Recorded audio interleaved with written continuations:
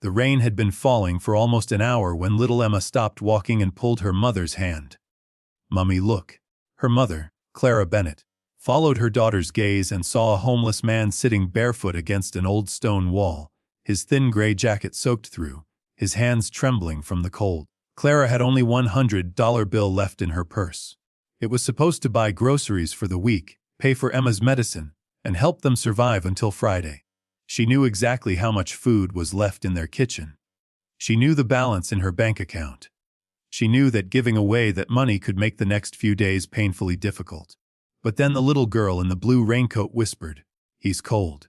Clara looked at the stranger again. The man's eyes were lowered, as though he had become accustomed to people walking past him without seeing him. Clara slowly reached into her purse. She took out the $100 bill and held it toward him. The man's head lifted in disbelief. "Ma'am," he whispered, "I can't take that." Clara smiled gently. "You can." He stared at the money as though it were something impossible. Then he looked at Emma. The child smiled shyly. "My mommy says everybody deserves kindness." The man's lips trembled. He covered his face for a moment, trying to hide his tears. Clara had no idea that those words would eventually change 3 lives. And she certainly had no idea that the man sitting on that cold pavement was hiding a past that would one day make her realize she had not given money to a stranger. She had given hope to someone who had once spent his life giving hope to others. If stories about kindness, humanity, dignity, and unexpected second chances mean something to you, please like this video and subscribe to the channel, because this story is a reminder that sometimes the smallest act of compassion can travel much farther than we ever imagine. Clara was 32 years old and had been raising Emma alone since her daughter's father had left their lives 2 years earlier. She worked mornings at a small bakery, cleaned offices 3 evenings a week, and did everything possible to make sure Emma never felt poor. She couldn't afford many luxuries, but she always found a way to put a warm meal on the table.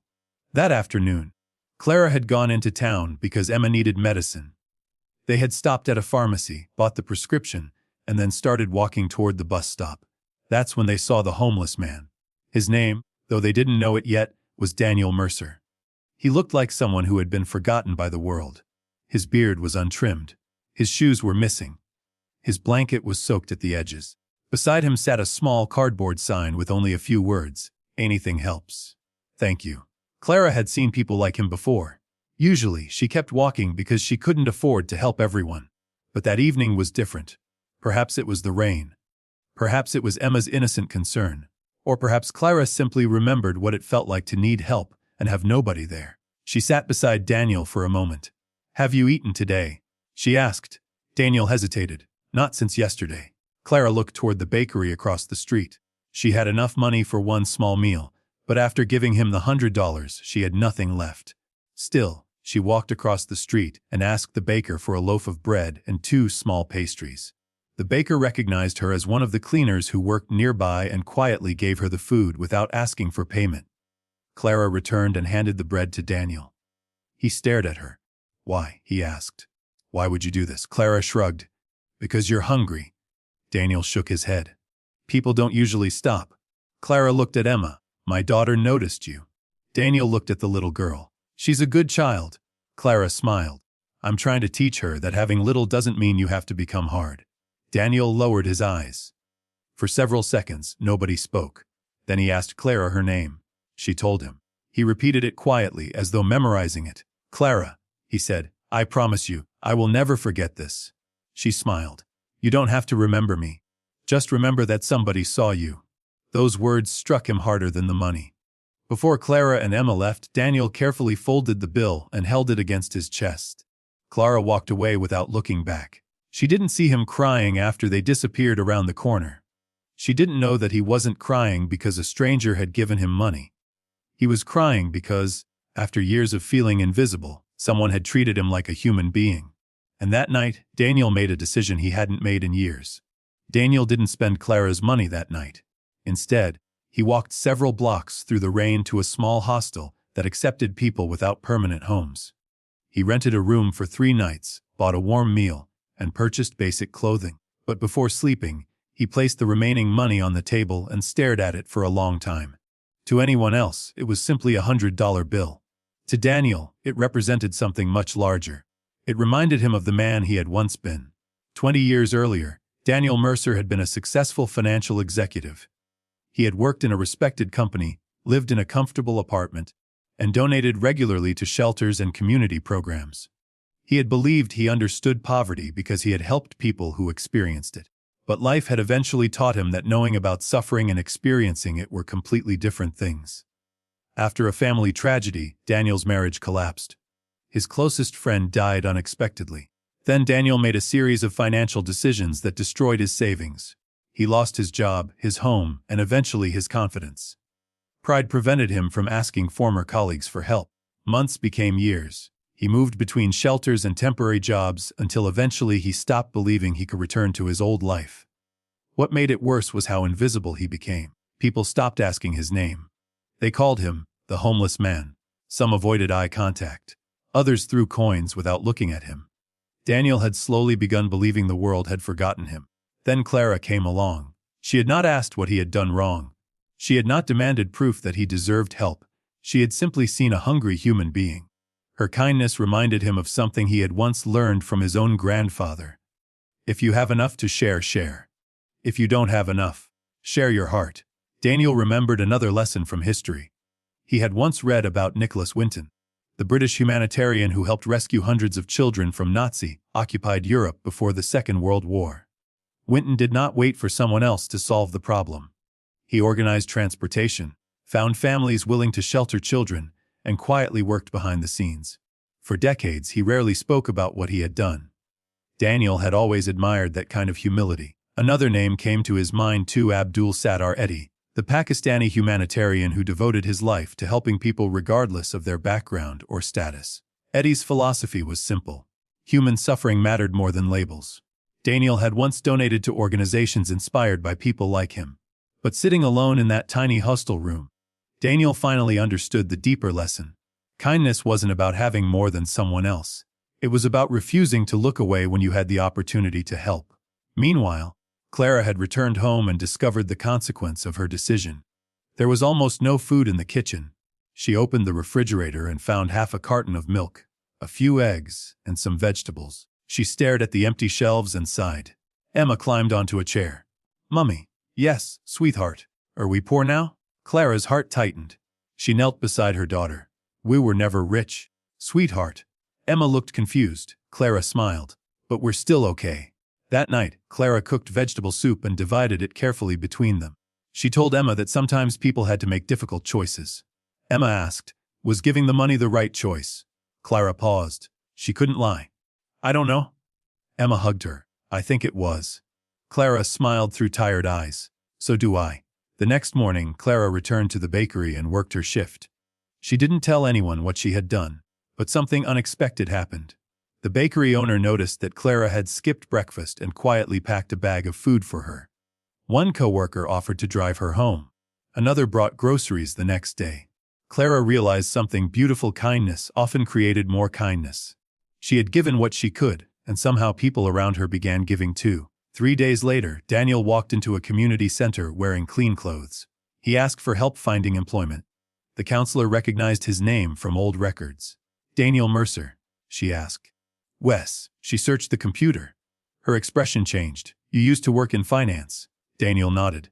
"Long time ago. You have an impressive history." Daniel looked down. "I had one." The counselor smiled. "You still do." That sentence became the beginning of Daniel's return. He found temporary work helping a nonprofit manage its finances. Within weeks, his skills became obvious. The organization eventually offered him a permanent position. Daniel began earning enough to rent a small apartment. But he didn't forget Clara. He spent evenings trying to find her, not because he wanted to repay the $100, but because he wanted to understand how someone with so little could give so much. Eventually, he found the bakery where she worked.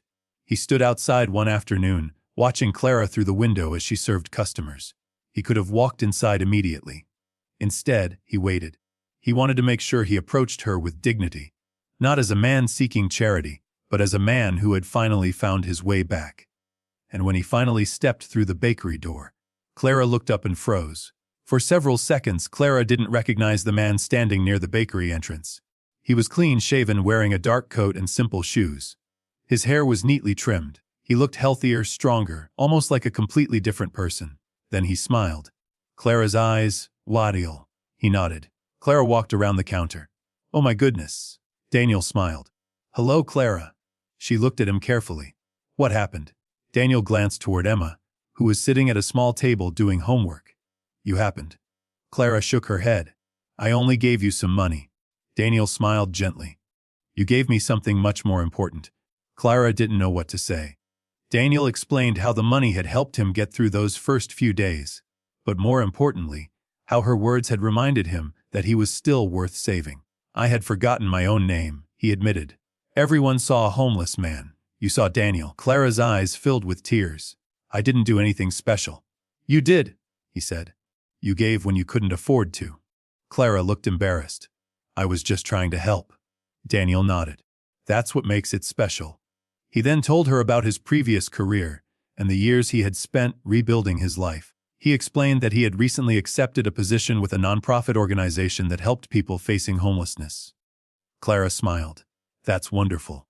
Daniel shook his head. It's not enough. Clara looked confused. What do you mean? Daniel said, I want to create a program for people like me. People who aren't necessarily helpless, just lost. Clara listened as he described his idea: temporary housing, job training, financial counseling, mental health referrals, and perhaps most importantly, someone willing to call each person by name. I want them to know they're still human, he said. Clara smiled through tears. Then maybe my $100 wasn't wasted. Daniel laughed softly. It changed everything. He reached into his coat and handed Clara an envelope. She immediately pushed it back. You don't even know what's inside. I don't need to. Daniel smiled. It's not repayment. He opened the envelope. Inside was a photograph of the first apartment he had rented after leaving the shelter and a handwritten note. Clara read it. It said, someone once gave me $100 when she had every reason to keep it. I want to remember that kindness every time I help someone else. Clara looked at him. Daniel, this means more than money. That's why I brought it. He then offered Clara a job at the nonprofit. She hesitated. I don't have a degree in social work. You don't need one to teach compassion, Daniel replied. Clara eventually accepted a part-time position helping families receive food and temporary assistance. Her experience as a single mother gave her an understanding many professionals didn't have. She knew what it felt like to count every dollar. She knew what it meant to choose between groceries and medicine. She knew the shame that sometimes came with asking for help. And she knew how powerful it was when someone simply said, I see you. Over the following months, the program grew. Daniel used his financial experience to secure donations and manage the organization. Clara became one of its most trusted volunteers. Together, they helped families find apartments, prepared job applications, arranged meals, and created emergency funds. Emma often came with her mother and handed out blankets to children. One evening, Daniel watched Emma give a sandwich to another little girl. He smiled. Clara noticed. What? She asked. Daniel replied, she's becoming just like you. Clara laughed. I hope she's even better. Daniel shook his head. Then the world will be lucky. Their friendship slowly became something deeper, not rushed, not forced, but built on mutual respect. Daniel never treated Clara like someone he owed. Clara never treated Daniel like someone she had rescued. They treated each other as equals. One evening, after a long day at the nonprofit, Daniel and Clara walked through the same old stone alley where they had first met. The rain had started again. The street lamps reflected on the wet cobblestones. Clara stopped near the wall. This is where you were sitting. Daniel smiled. I remember. I almost walked past you. But you didn't. Emma stopped me. Daniel looked at the place where Emma had stood years earlier. Then I owe her too. Clara smiled. She'll probably remind you. They laughed. Daniel then became serious. Clara, do you know what I learned? People think kindness is about giving something away. He looked at her. But sometimes kindness is giving someone back to themselves. Clara's eyes filled with tears. That's beautiful. Daniel nodded. You gave me my name back. He reached for her hand. She held it. Neither spoke for a moment.